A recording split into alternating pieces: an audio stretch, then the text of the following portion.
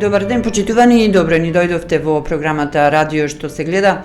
Како што најавивме во текот на вчерашниот ден, денеска ќе проговориме за една тема која што верувам дека сите ќе ве заинтересира, заради тоа што и деновиве од петокот па наваму, од 29 август, навистина ми се чини дека цела општина се крена да помогне на едно семејство кое што беше зафатено од огнена стихија и несреќа која што го зафати семејството во селото Канатларци на 29 август. Заради тоа се крена луѓето да му помогнат, за тоа што семејството на Селман Керимовски од Канатларци е едно од најголемите производители на ориентален тутун во Прилепско па и во регионов. Со нас тука во студиото е Кире Ристевски, председател на Сојузот на тутунски издруженија. Несомнено не е прв пат Сојузот на тутунски издруженија подава рака и заеднички сака да се надминат овие тешки денови за семејството Керимовски, односно да им се помогне на било каков начин за да може ова семејство да застане на нозе, бидејќи навистина штетата е огромна. Добар ден му посакувам на Кире Ристевски.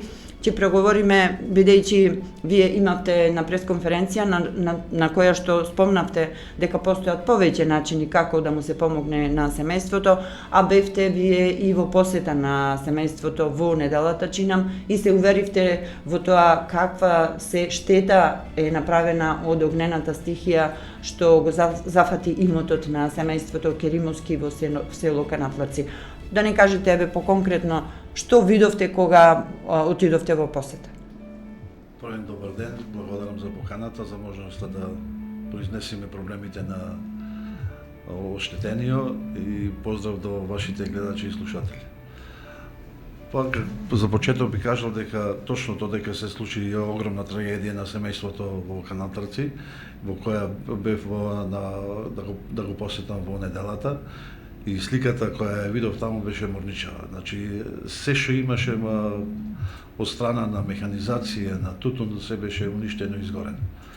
Така да, во први момент беше нашето мислење дека нема да биде сам, дека ние стоиме позади него, дека максимум ќе направиме да најбезболно да го помени сето ова патешествие.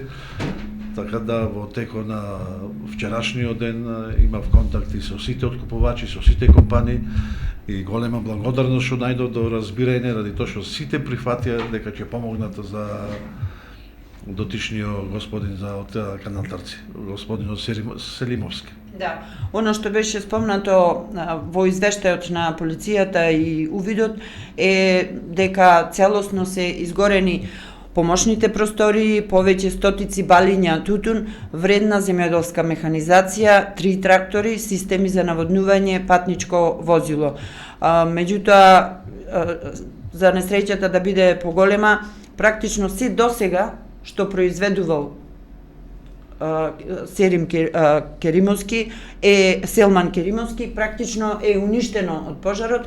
Според вашата проценка станува збор за некаде околу 4,5 тони тутун, чинам. Да, негде во балина се негде околу 900 до 1000, тоа се говориме од околу 4,5 тона. Тоа е огромна сума и покрај тоа да речем му се изгорени 2 нови трактори. Комплетно изгорени, комплетно цела приклучна механизација. Гледката беше застрашувачка, што ја видовме таму.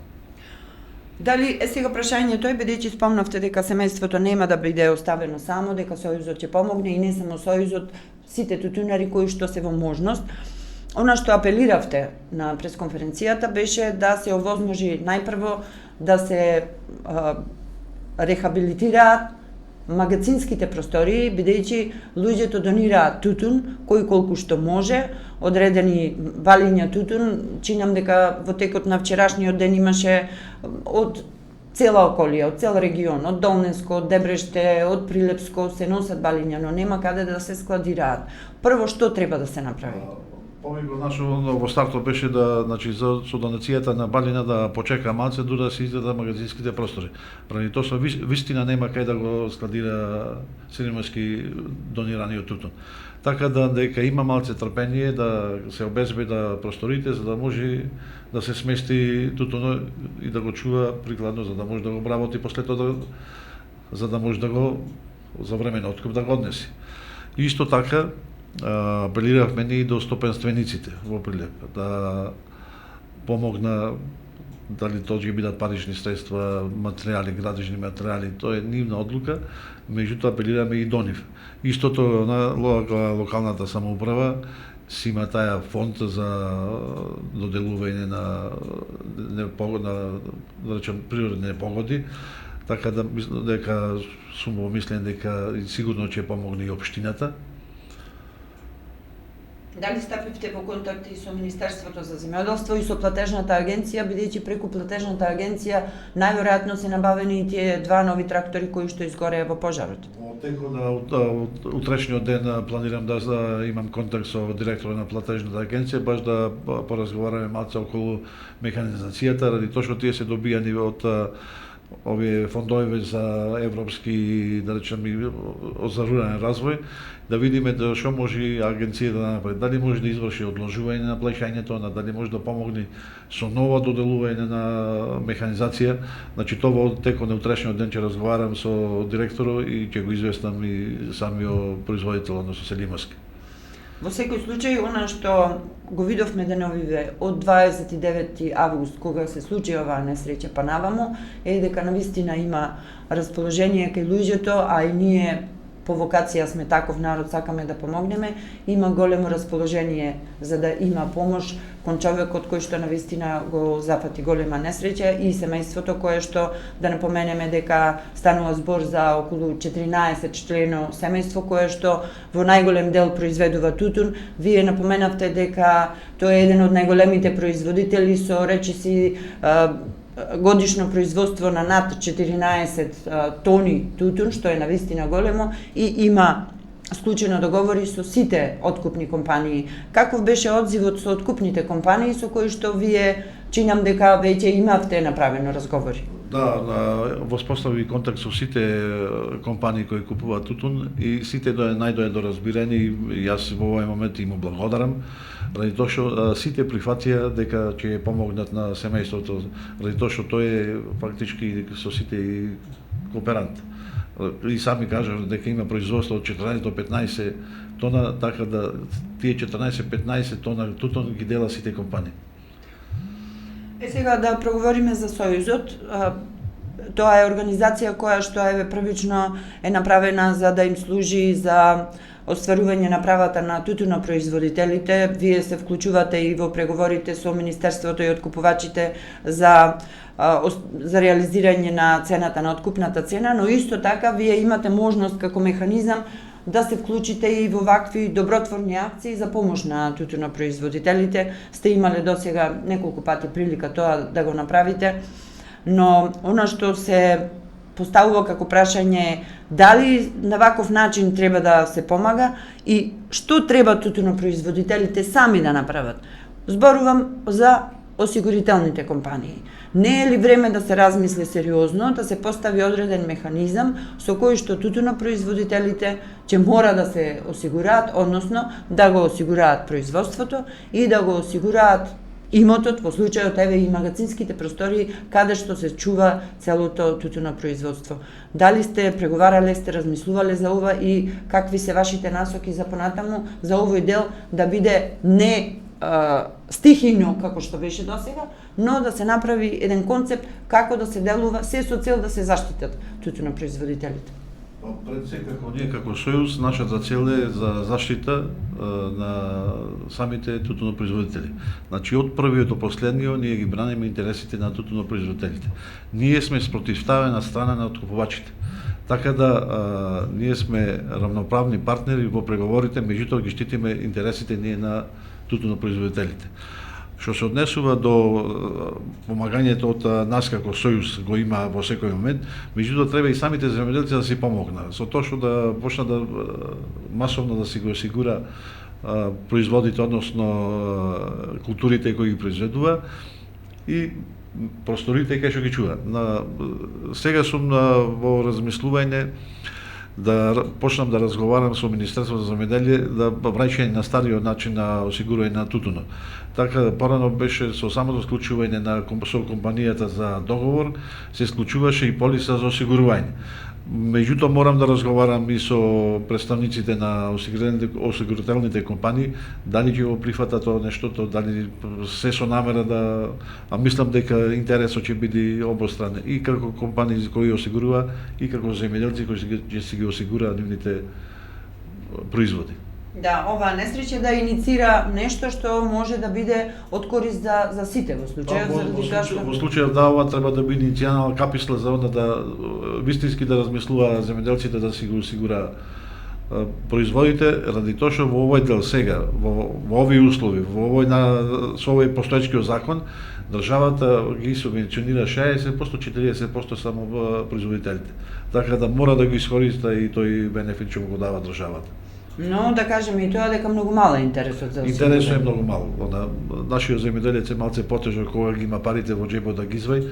Ако тоа е да речем за време на исплата на тутун на било која земјоделска култура, тоа е многу полесно и многу полесно го пребродува тој начин на плаќање.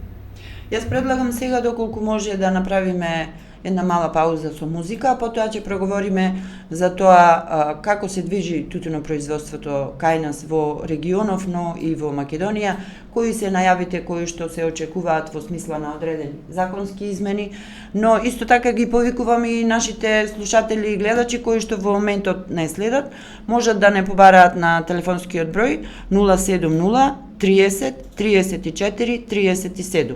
Уште еднаш повторувам 070 30 34 37. Можете да не исконтактирате на телефон, да се вклучите во живо или пак доколку не сакате тоа да го направите телефонски, можете да оставите во коментар порака за да можеме да ве исконтактираме.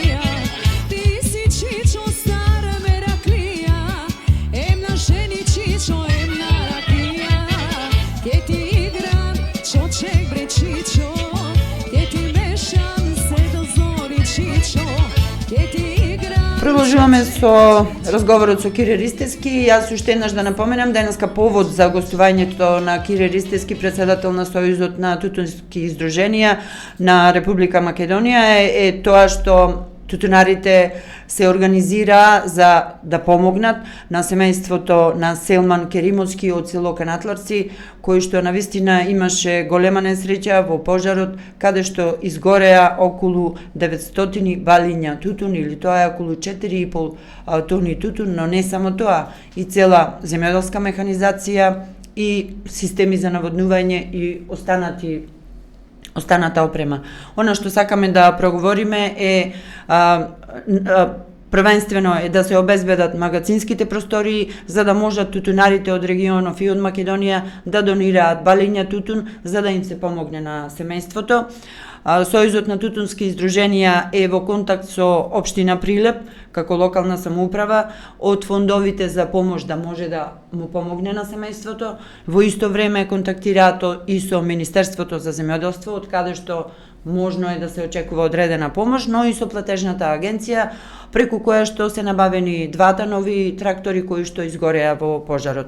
Доколку имате одредена идеја, доколку сакате да проговорите или да прашате нешто во врска со овој немил настан што се случи на 29 август во селото Канатларци, можете да не исконтактирате во живо преку телефонскиот број 070 30 34 37. Ние продолжуваме со разговорот во смисла на тоа тутунското производство во Македонија годинава се очекува навистина, барем според договорите, некаде околу 30 милиони килограми или 30.000 тони тутун, ориентален тутун.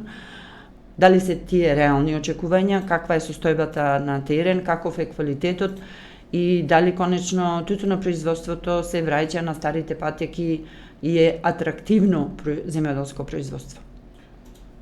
Во стартот на оваа година, да, полека почна да се срамежливо, но почна да се враќа производството на тутун. Од една причина и тоа што во моментов е најисплатлива и земјоделска култура. И за прв пат во историјата на купувањето на тутун постигната е максимална цена од 500 денари.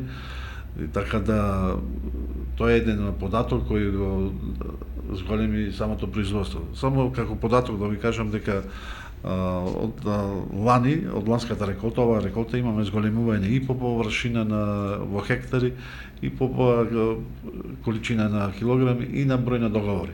Така да негде се околу 14.409.000 хектари се садени под површина на тутун, од кој се очекува реален. Се очекуваше 27.230.000 килограми тони, а тоа го склучија 33.517 договорачи.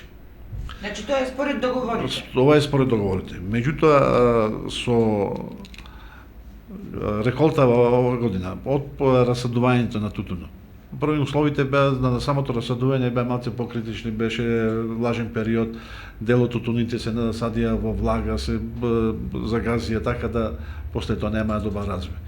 Од мај месец до негде околу 6-17 дена воопшто немаше да дошло заврнато, така да производството од овие очекувања, јас мислам дека е намалено негде за 30%. Така да, значи од очекуваните 26-27, мислам дека тоа ќе ни биде само сон да го добијаме тоа производство. Ова особено во Долнеско, која што е најголема општина според производството на тутун, каде што нема толку можност за наводнување и таму е најголемо намалувањето на производството. Така, најдрастично е намалувањето на производството на тутун баш во Долнескиот дел, кој е еден од најголемите реони за производен на ароматичен тутун, и тука се катастрофални последиците. Меѓутоа се надеваме ние дека сепак годинавачија природа, ради тоа што има одличен квалитет тутуно, значи од првата до последната берба е тутуно со многу убава боја, богат со етерични масла и смоли, така да откупувачите да се спремат да си окупа родот по највисока цена. Каква е состојбата во другите региони? Во источниот дел, каде што се произведува општина Конче, исто така е голем производител на тутун. Струмица еве се враќа на ориенталниот тутун.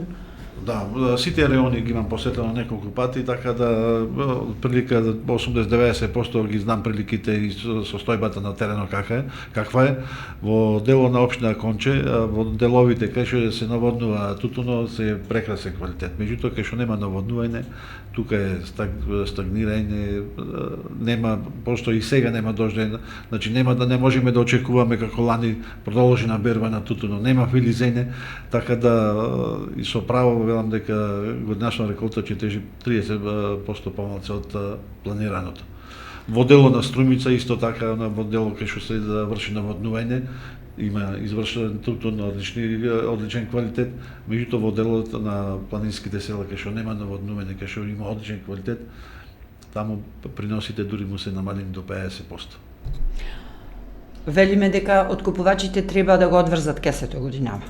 Но според цените во договорите, некако цените се пониски од очекувањата. Што може да се очекува ако продолжи ваквото време, стабилно, сончево и суво? Тоа значи дека и побрзо ќе заврши оваа реколта во однос на прибирање на количините од нивите и сушење на скелињата. Дали тоа би значило дека побрзо ќе може да се почне со ран откуп во ноември месец, како што беше и минатата година, но во секој случај многу се важни цените, бидејќи цените тутунопроизводителите не се задоволни.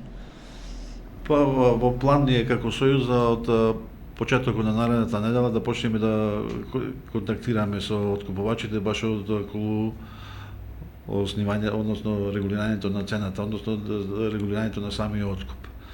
Со овој квалитет и со овие цени во моментот што ги имаат откупувачите, за нас како Сојуз и како производители се неприфатливи, така да ќе бараме зголемување на цените. Колку ќе успееме, ќе видиме, меѓутоа грчевито ќе се бориме за да успееме да зголемиме откупната цена.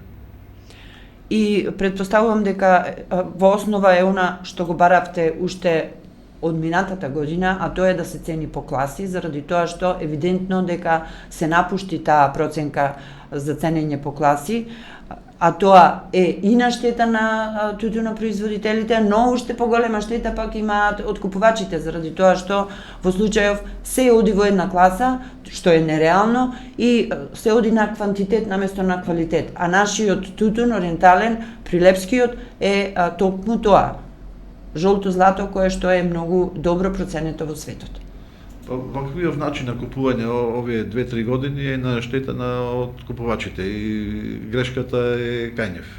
Мора да се призна и си признава дека грешката е кај нив. Меѓутоа, за да го вратиме начинот на стариот начин на купување на класи, она треба да добро да размислат купувачите, треба да ги коригира цените и не сме да помисла дека ова реколта дека треба да ја плата поевтино, пониска од ланската реколта. Значи може да оди повисоко, меѓутоа никако пониско просечната цена од лани. Прашање кое што се наметнува со години наназад и вие спомнавте дека тоа ќе го барате за да се направат законски измени, пак се враќаме на регулирање на цените. Вие и годинава, како и минатите 5-6 години уназад, како Сојуз, баравте одредени цени кои што од откупувачите не беа прифатени. Но постои законска можност, за тоа што така беше пред 10 и повеќе години, доколку не бидат прифатени цените од страна на откупувачите, вашите цени, тогаш тоа да не биде содржано во договорите. Дали вакви законски измени ќе се бараат? Значи, вие да бидете рамноправен партнер во креирање на откупната цена уште од почетокот на реколтата. Кога тоа ќе се случи и дали има таква можност законска? Да, почнавме ние да работиме новиот закон за тутун и тутунски сродни производи, меѓутоа по брза постапка сега уствари во собрание беше донесен закон за забрана за увоз на тутун и за користување на опремата за пакување на тутуна. Тоа беше донесено во собрание, а другиот дел оди по редовна постапка во која бараме ние да се врати начинот на големината, односно на Сојузот, да биде равноправен партнер за преговори и да се да најде заедничко согласување пред почетокот на тутуна за цената. И да може регуларно да почне, да немаме турбуленци, па ниска цената, висока цената, па да видиме до штрајкови, незадоволни производители, тоа сакаме да го избегнеме во стартот, значи да се знае пред почетокот на откупната година кооперантите, односно производителите да се ги зна цените за тутун. Со тоа ако го зна и ако ние станеме равноправен партнер со откупувачите, сметам дека со тоа не само што ќе го задржиме во производство, него и ќе го зголемиме. Инаку да напоменеме и тоа дека за оваа година веќе почна процесот за така речи за откупот, предоткупните активности, а тоа е дека веќе можат да се пријавуваат оние кои што сакаат да бидат проценители или повереници. Тоа се врши нели во Институтот за тутун, што значи дека процесот отпочна и дека секој чекор што го правите вие како сојуз на тутунари е исто така многу важен. Што се очекува годинава? Годинава се 10 откупни компании, како што беше и минатата година. Има ли интерес за македонскиот ориентален тутун од страна на поголем број на откупни компании, отколку оваа бројка што ја спомнуваме неколку години, 10 откупни компании? Интересот за нашиот ориентален тутун е огромен. Значи, во моментов ако имаме производство ние од 30-35 милион, можеме слободно да го продајме. Значи, тутунов ориенталецо на светскиот пазар го нема. Потребите на тутунската индустрија во светот, на циганите фабрики, негде е околу 130 до 140 милиони. Моменталното производство во светот на ориентален тутун е 100 милиони. Значи, во дефицит сме негде околу 30 до 40 милиони килограми тутун. Така да перспектива за оваа култура има и ќе има. Во однос на договарањето за Да, во однос на рековме за проценители веќе во теке јавниот повик. Да, и тоа го иницииравме преку Министерството за земјоделие да пушта огласот што побрзо и веќе ме тој е пуштен на огласот на страната на веб страната на Министерството за земјоделие и на страната на од Институтот за тутун, за да може да се пријава за полагање, ради тоа што интересот е голем и една работа морам да ја спомнам, ради тоа што во моментов лани имавме негде околу 400 откупни ваги, а годинава се планира да биде фазла. Тоа е, ако земите во работници, во повереници, тоа е на фирма од 500 вработени. Таа треба да се изменаџира, да се купи без проблеми тутунот, да се прибери, така да постои доста голема работа и затоа баравме ние што побрзо да се распише огласот за добивање на лиценци, заради тоа што имаме потреба и ние како сојуз од лиценцирани повереници, меѓутоа и комбинатите има потреба од лиценцирани откупувачи на тутун, односно проценители. Уште ова и завршуваме со разговорот, мислам дека офативме се во однос на новините кои што можеме да ги очекуваме. Напоменавте дека се уште сте во преговори во однос на законот за тутун за одредени измени. Да дефинираме што е следно во овие измени, што е оно што вие би сакале да го предложите, а очекувате дека на некој начин ќе биде прифатено, што може да се очекува како измена во законот за тутун и тутунски производи. Па очекуваме да се слуша измени во начинот на добивање за право за добивање за полагање на лиценца. Досега беше да има право да полага на лиценца носител на договорот со соодветно образование, односно со 4 степен на образование и 5 години склучен договор со одредена компанија. Новина во новиот закон е тоа да може да полага не само носител, него и потесното семејство, син на сопруга, и го намаливме бројот на годините од 5 на 3 години да има договор, за да може да добива право за полагање на лиценца. И едно од барањето ни е, спомнав и пред малце, враќање на ингеренциите на Сојузот за равноправна членка партнер на откупувачите. Одлично. Тие се две работи кои што можат да се очекуваат. Предпоставувам дека ова ќе биде разгледувано по завршувањето на локалните избори со оглед на роковите кои што следат. Јас ви благодарам за разговорот и се надевам дека се она што го барате и ќе можете да овозможите за помош на семејството од селото Канатларци, семејството на Силман Керимовски, за да може да му се помогне, но на некој начин да се направи и таков механизам тутунарите да си ги осигуруваат насадите, магазинските простории, за да можат колку толку да бидат обезбедени од вакви несреќи каква што беше таа на 29 август што се случи во селото Канатларци. Уште еднаш ви благодарам за поканата, на семејството сигурно дека ќе помогнеме. Во текот на утрешниот ден поново ќе поидам да ги посетам, да видам, да му кажам нашите видувања, нашите контакти кои ги остваривме со откупувачите, со локалната управа, со самоуправа, со Министерството, со платежната агенција. Благовремено ќе биде известен Керимовски, за да биде во тек во сите постапки што ги се предвидени да му помогнеме како сојуз. Благодарам уште еднаш. И вас ви благодарам уште еднаш за поканата. Секоја недела цела слушајте Радио Пела, радио за целото семејство. Секоја недела цела слушајте Радио Пела, радио за целото семејство.